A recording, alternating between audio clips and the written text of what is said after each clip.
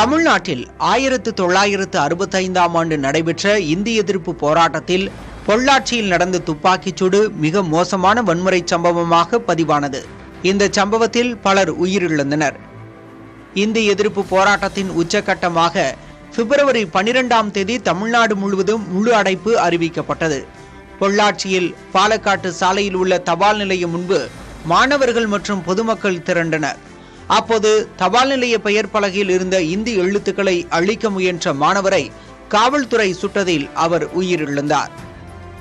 இதனைத் தொடர்ந்து ஏற்பட்ட கலவரத்தில் காவல்துறை தடியடி மற்றும் துப்பாக்கிச்சூடு நடத்தியது. பின்னர் ராணுவம் வரவழைக்கப்பட்டது. ராணுவம் நடத்திய துப்பாக்கிச் சூட்டில் 4 வயது குழந்தை உட்பட பலர் கொல்லப்பட்டனர்.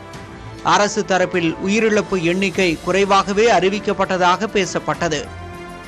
பொள்ளாச்சி துப்பாக்கிச் சூட்டில் உயிரிழந்தோர் எண்ணிக்கை 80 முதல் 100 வரை இருக்கலாம் என ஆய்வாளர்கள் மற்றும் வரலாற்று நூல்கள் குறிப்பிடுகின்றன.